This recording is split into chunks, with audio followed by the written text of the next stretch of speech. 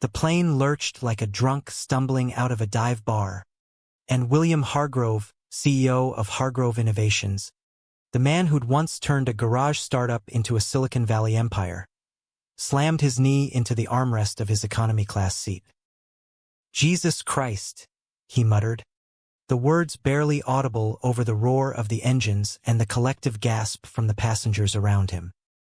But it wasn't the turbulence that hit him like a sucker punch. It was the slurred whisper from the row behind. "Fucking fairy," bet he cries during rom-coms. Laughter rippled like cheap whiskey, sour and burning, straight to his gut. William's fingers tightened around the armrest, knuckles whitening against the cracked vinyl. At 42, he'd built walls higher than the Golden Gate Bridge, boardrooms where he'd crushed competitors with a single arched eyebrow, interviews where he'd charmed the sharks of CNBC into forgetting their bite. But here, squeezed into 29C on a red-eye from New York to San Francisco, demoted from first class because some glitch in the airline system had lost his upgrade, those walls felt like tissue paper. The guy behind him, a beefy salesman in a polo shirt stretched tight over his beer gut, leaned forward just enough to make eye contact in the dim cabin light. "What are you looking at, princess? Go knit a sweater or something." The cabin seemed to hold its breath, the way it does before a fight breaks out in a crowded bar. William turned slowly, his dark eyes, sharp as the bespoke Italian loafers pinching his feet, locking onto the man's flushed face. "I'm looking at a sad sack who peaks at happy hour and thinks volume makes him a man," he said, voice low and steady, laced with that East Coast edge honed in Boston boardrooms. The salesman blinked, then barked a laugh that died quick when William didn't flinch. "Tell you what, buddy. Next time you feel like sharing your wisdom, stick it in your carry-on. It's the only thing that'll fit." Murmurs rippled through the rows, some amused, others uneasy. The flight attendant, a harried woman named Carla with a name tag crooked from too many midnight shifts, hovered at the edge of the aisle, her tray of stale pretzels forgotten. "Sir, please," she whispered to the salesman, but her eyes flicked to William with something like apology. He waved her off, sinking back into his seat as the plane steadied, the engines humming a reluctant truce. His heart pounded, not from fear, but from the old, familiar rage, the kind that had simmered since high school lockers slammed on his fingers for daring to glance too long at the quarterback. He pulled out his laptop, the screen's glow casting harsh shadows on his chiseled jaw, the faint scar from a childhood bike crash snaking down his neck. Work.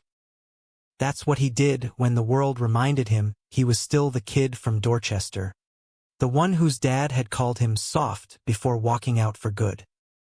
Emails flooded in, projections for the next quarter, a merger pitch from Tokyo, a reminder from his assistant about the gala in Palo Alto, where he'd smile for the cameras and dodge questions about his personal life.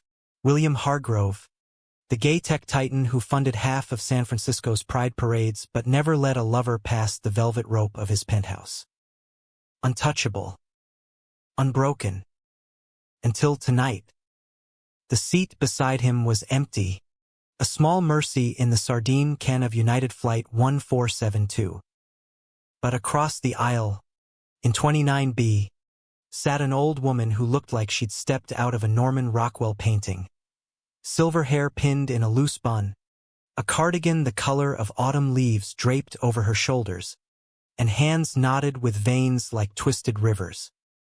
She hadn't said a word during the exchange, but her eyes, sharp and blue as Lake Michigan, had watched the whole thing unfold. Now, as the cabin lights dimmed for the overnight haul, she leaned over, her voice a soft rasp that cut through the hum like a needle. "You handled that better than I would have, dear. My late husband would have decked the fool, and we'd both be in cuffs by dawn." William glanced up, surprised. She was tiny, bird-boned, but there was steel in her posture, the kind forged in Midwest winters and factory shifts. "Thanks," he said, forcing a half-smile. "But cuffs aren't my style." "Too much commitment," she chuckled, a dry sound like leaves underfoot. "Smart man. Commitments are overrated anyway." She rummaged in her purse, a battered leather satchel that smelled faintly of lavender and old books, and pulled out an envelope, yellowed at the edges, sealed with a wax stamp that had long since cracked. "Here. Read it when you need to remember you're more than their small talk." He stared at it, the paper soft as skin. "Ma'am, I appreciate the gesture, but, Eleanor," she interrupted, pressing it into his hand. "Eleanor Whitaker. And don't ma'am me, I ain't dead yet. Just heading home to Chicago after burying my sister in Philly. Life's too short for regrets. William." She said his name like she'd known it forever, which was impossible. He hadn't told a soul on this flight. "How did you—" "Your tag." She nodded at his leather weekender, monogrammed WH in gold. "Fancy. But it don't make you bulletproof." Her eyes softened, crinkling at the corners. "That letter is from a boy I knew, long ago. Saved me when I thought I was done for. Pass it on someday, if you find someone worth it." The plane dipped again, a warning rumble from the storm chasing them west. William tucked the envelope into his jacket pocket, the weight of it strange against his chest. "Safe travels, Eleanor. You too, son." She settled back, pulling a knitted blanket over her lap, and closed her eyes as if she'd just handed over the keys to the universe. William didn't sleep. The letter burned like a secret, but he waited until the captain's voice crackled over the intercom. "Folks, we'll be on the ground in San Francisco in 20-inch, before he slid it open with his thumbnail. The handwriting inside was elegant, looping cursive, faded but fierce. "My dearest Eleanor, it's 1943, and the world is on fire. I'm shipping out tomorrow, Normandy, they say, though God knows if I'll make it that far. You think I'm brave for this, but the truth, the real courage was loving you in a world that called it sin. Remember the pier in Milwaukee? Fireflies dancing like stars we couldn't touch? That's what I'll carry into the dark. If I don't come back, know this, our love wasn't a mistake. It was the truest thing I ever knew. Live loud for us both. Burn bright. Yours, forever, Thomas." A single tear hit the paper, smudging the ink just a little. William Hargrove, the man who'd stared down venture capitalists and viral scandals without blinking, felt his throat close. Thomas. A soldier, a lover, silenced by war and whispers. Eleanor had carried this for 80 years, a talisman against the world's cruelty. As the plane taxied to the gate, the cabin erupting in the shuffle of bags and sighs, William folded the letter carefully. He glanced at Eleanor, but her seat was empty. She'd slipped out in the chaos, a ghost with a parting gift. He stood, slinging his bag over his shoulder, the city lights of SFO blurring through the rain-streaked window. For the first time in years, the armor felt heavy. And in the terminal ahead, amid the throng of bleary-eyed travelers, waited a man who would crack it wide open. Christopher Hale had always hated airports. They were limbo stuck between places, people rushing like they could outrun their baggage. At 35, with sun-kissed skin from too many summers in the California sun and eyes the color of aged whiskey, he blended into the crowd, jeans worn soft at the knees, a faded UC Berkeley hoodie, and a messenger bag stuffed with dog-eared scripts and half-finished poems. He was a playwright, scraping by on grants and barista shifts, the kind of artist who dreamed in monologues but paid rent in ramen. Tonight, he was here for his sister, Mia, flying in from New York with stories of her latest Broadway flop and a suitcase full of thrift store finds. But as he scanned the arrivals board, his phone buzzed. A text from his ex, the one who'd left with the lease and half his vinyl collection. Saw your play review. Derivative. Ouch. Told you so. Chris deleted it without replying, the old wound twinging like a pulled muscle. Then he saw him, the man stepping off the jetway, looking like he'd been dragged through a storm and spat out polished. Tall, broad-shouldered, with dark hair tousled just enough to suggest he'd run a hand through it in frustration. William Hargrove. Chris recognized him instantly from a TED Talk clip. The tech mogul who'd donated millions to LGBTQ plus youth shelters but guarded his own heart like Fort Knox. What the hell was a guy like that doing looking so human? Eyes red-rimmed, jaw set, clutching a coffee cup like it was a lifeline. Their eyes met across the sea of reunions and ignored calls. Chris felt it like a hook in his chest, that electric pull, the kind that made scenes write themselves. William paused, then veered toward the Starbucks line where Chris stood, pretending to check his phone. You look like you could use this more than me, William said, holding out his untouched Americano, steam curling like a question.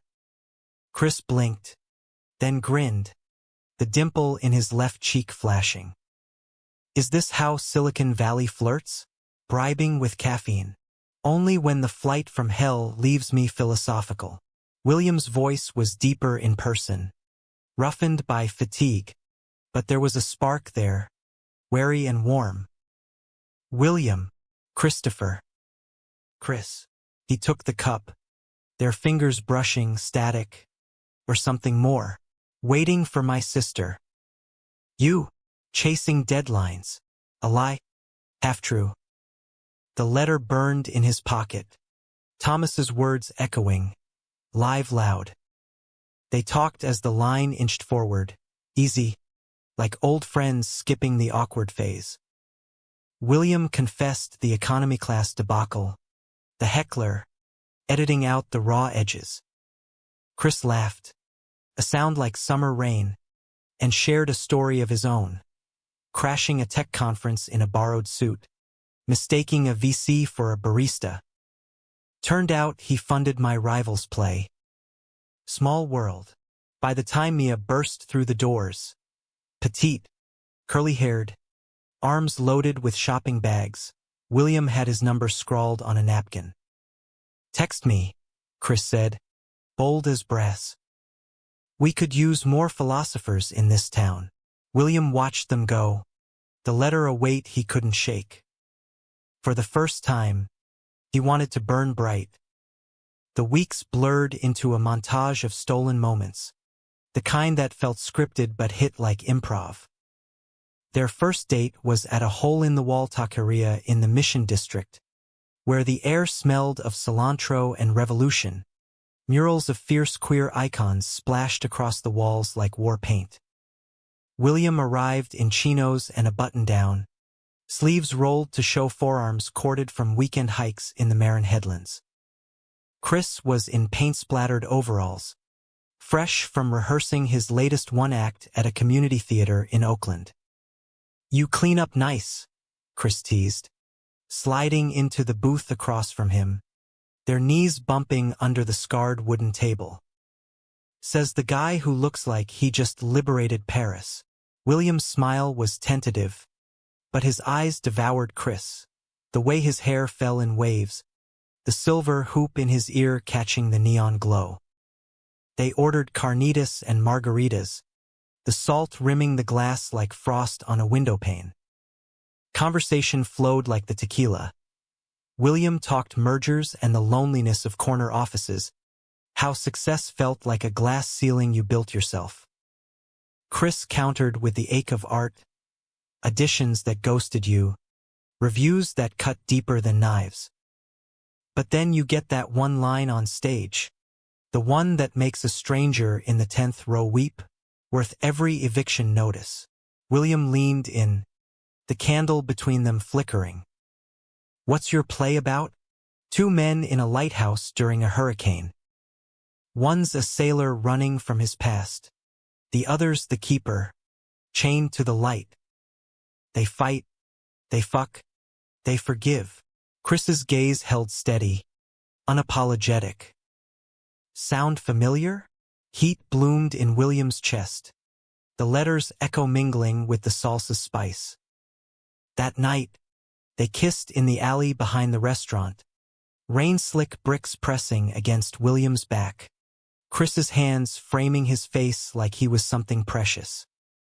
It was messy, urgent, teeth clashing, breaths mingling with the scent of wet pavement and possibility. For the first time, William let go, the walls crumbling under Chris's touch. Their rhythm built from there.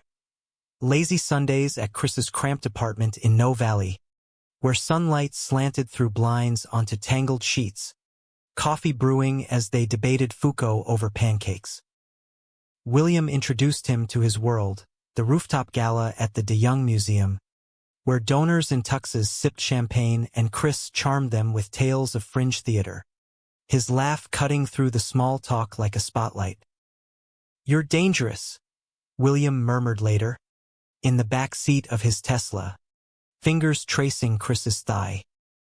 "Making me want more than spreadsheets."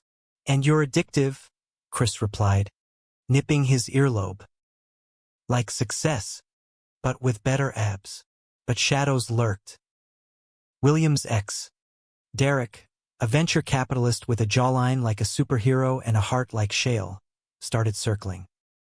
Derek, who'd left 2 years ago citing irreconcilable ambitions, now texted innocent check-ins, showing up at board meetings with that predatory smile.